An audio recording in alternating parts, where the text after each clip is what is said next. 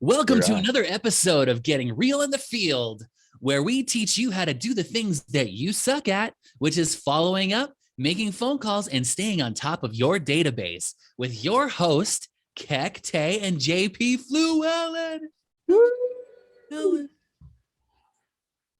Yeah.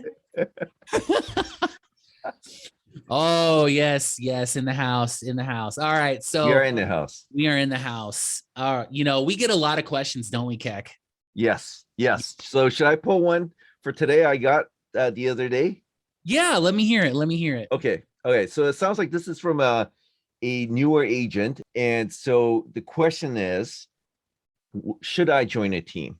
And if so, when should I join a team?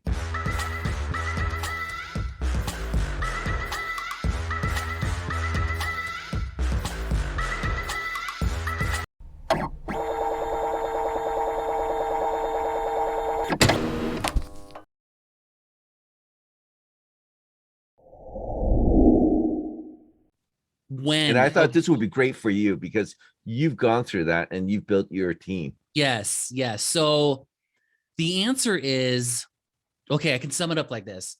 The future of real estate is teams.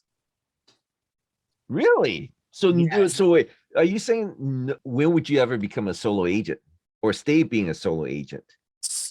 When you have, so usually what happens is there's a point of where the team no longer can serve you, which gives the top producing agent two questions.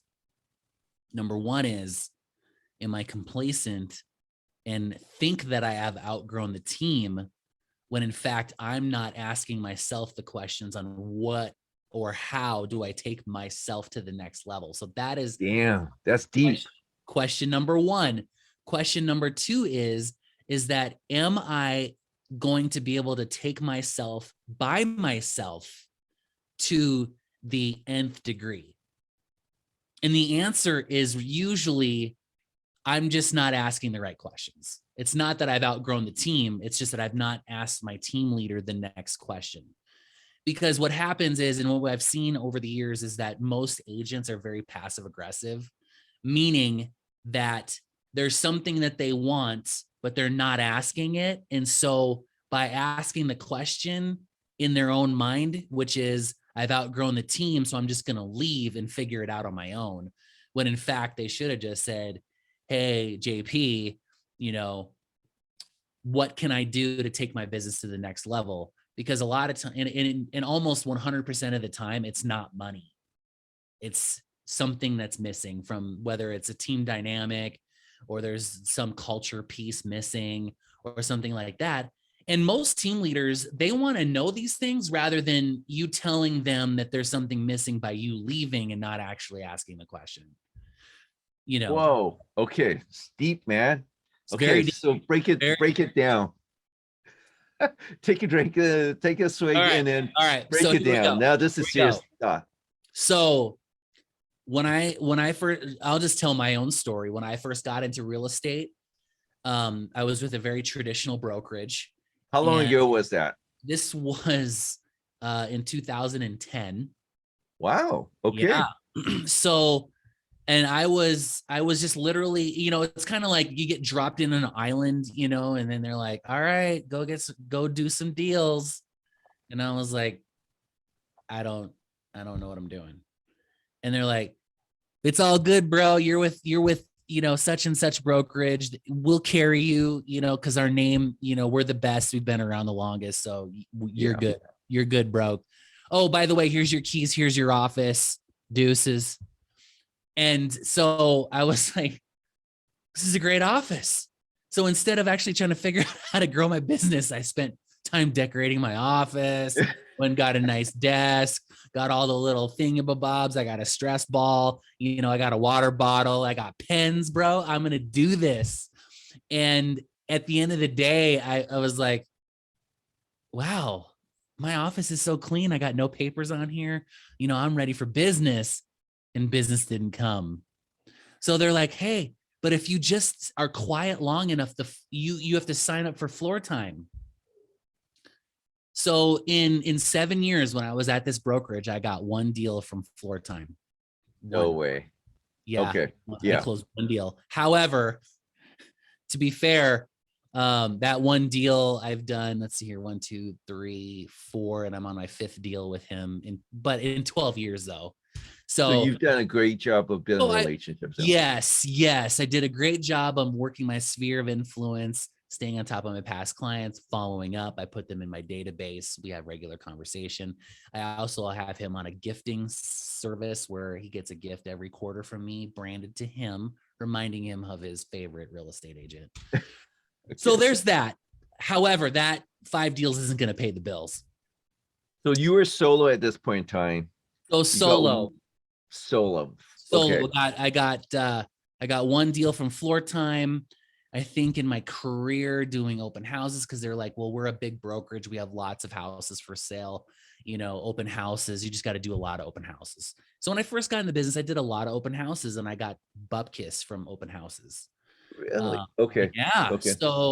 So I just kept wondering, like, what is going on? There's got to be something better than this. So by the start of year 3, so first year, I was like, well, the market was telling me stories of like, there's lots of rental opportunities because a lot of people were underwater back in the day. Yep. So at that point, I was like, okay, well, I'm going to use rentals and turn them into buyers. And so that was kind of my way of lead gen back in the day, was turning renter opportunities into buyer opportunities. What could have supercharged this process was if I was able to go into a brokerage and say, hey, I'm new. I need somebody to help me out, and be like, hi, my name is JP Fluellen. I run the Titan real estate team. We are looking for agents just like you that are hungry, that want to make a lot of money in a quick amount of time. Because I didn't do a single deal in 6 months, not a single deal for the first 6 months I was in real estate. I didn't know what prospecting was. I didn't know how I was going to get names, phone numbers, email addresses. I didn't want to call my friends and family because I came from a home-based business background. And they're like, oh God, here comes JP again. He's going to try to pitch me some widget or some, multi-level marketing crap that he's trying to sell me, and it's going to have this like really long learning curve. And then by the time he's explained it to me, I'm more confused now than I was when we started the conversation. And so I'm just going to go and give it a no right now. And I will tell you, most brokerages, they promise you everything. And there's a lot of resources. But what you do need, I think, what I'm hearing from you is like, you need guidance, right? It depends. So like, in rural Wyoming, big just means the best, and the best just means you get deals by osmosis. That's what that means. Because lead generation was a mythological creature that lived on an island in the South Pacific. They didn't have a clue, dude. I'm telling you. I started at my brokerage at the time, and they didn't give me any training. Their training was, we're going to go over the contract line by line, and that is how you're going to do deals. And I was like, I just literally got out of class and we already went over the contract. I already know the contract. And not only that, but going through this class is not going to help me get deals. So what ended up happening then was I found, so let's fast forward 5 years. So 5 years later, I learned a little thing called online lead generation, and realized that there was a huge problem in the industry where new agents were just completely clueless. They didn't know how to lead gen. They didn't know how to get clients. They didn't know how to make phone calls. They didn't know how to script, and they were practicing on their clients. Now there's different schools of thought out there. We're probably going to get some hate mail out there, but there's different schools around that. One is, practice on your clients, because that's when it matters. And you're going to be a lot sharper when you have a real client on the line and you're going to learn the conversation. However, it's just like fishing. We talked about this is another episode. If you bring the wrong bait to fish, you're going to get you're going to waste a lot of time and energy not getting the result that you want. But most coaches will say, yeah, but if you're not actually doing the work and you're trying to overthink it, trying to find the perfect script to get the answers that you want, then you're just not going to do the work. I would disagree, largely in part that I can make all the mistakes with another new agent because they can act just like a customer, because they're just as green too. And you can learn all the rebuttals and the things that get you to the desired result. So anyway, so when I first started to get going, I decided to start this team. And eventually where I was at was not conducive to doing the type of team that I wanted to create. And in my area, it was like the teamerage model. You've heard that before, or brokerage within a brokerage type model where you have an actual team leader and you bring in your own agents. Well, my brokerage at that time were like, that is not going to work here. Because my splits were so absurdly large that by the time the agent would do a deal and close it, it was like 38% is all they would say they would have at the end. So that didn't work. So anyway, so the reason why I would say for new agents, let's just jump right into that, is that what I found was the new agents joining the brokerage were hungry just like I was, but they had no guidance, no training, no lead gen, nothing to start with. And so I found out that is a huge hole in the industry.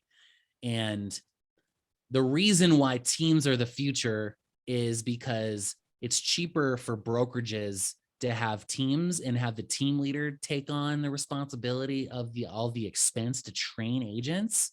Yeah. And so brokerages are going to be encouraging their agents to create multiple teams within their umbrella of their business.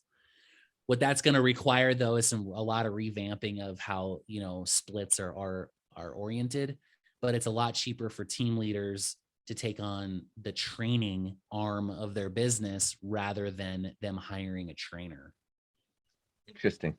So if you were like a newer agent, you recommend for them to start out with the team then? Start it with a team, do it for a year to 2 years, and see if it's going to be a long-term fit.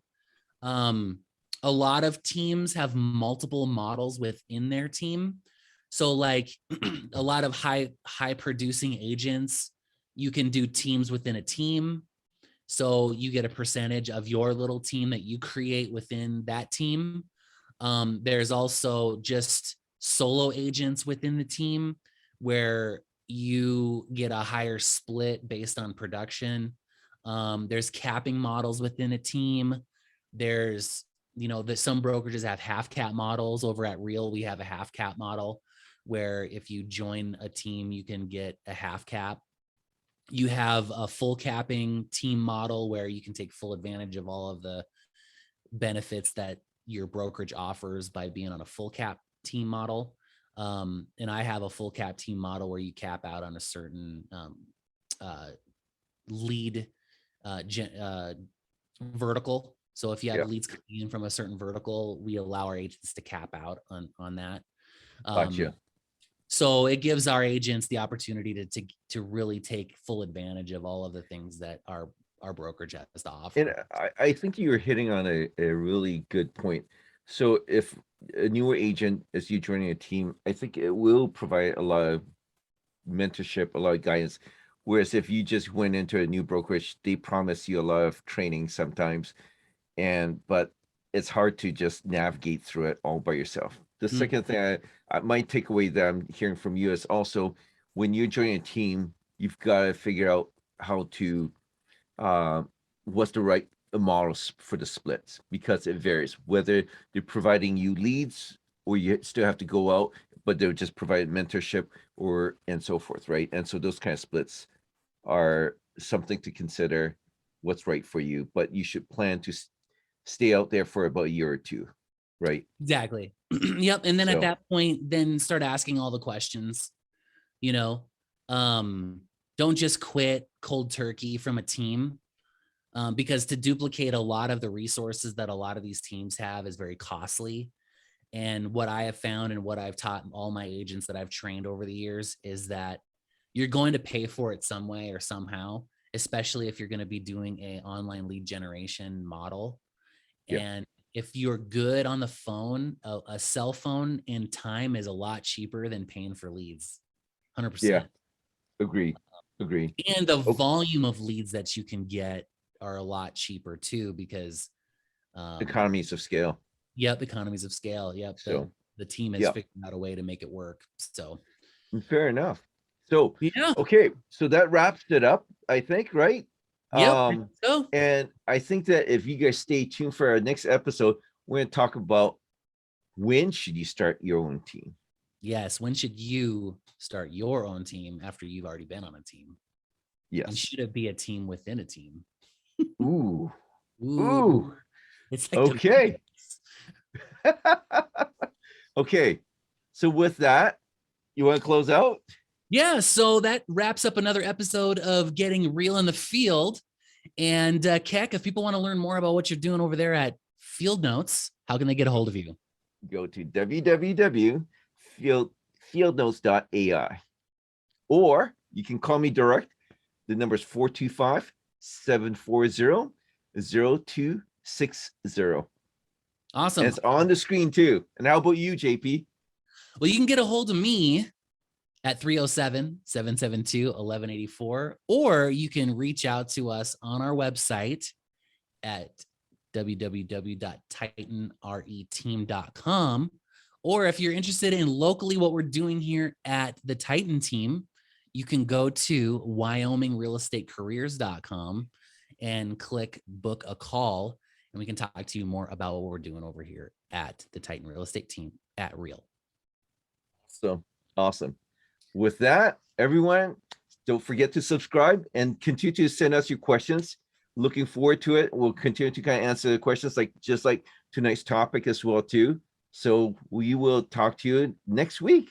All right. Make sure you hit that alert button and share this with somebody who really needs it in their life. Catch you guys in the next video. Peace. Peace.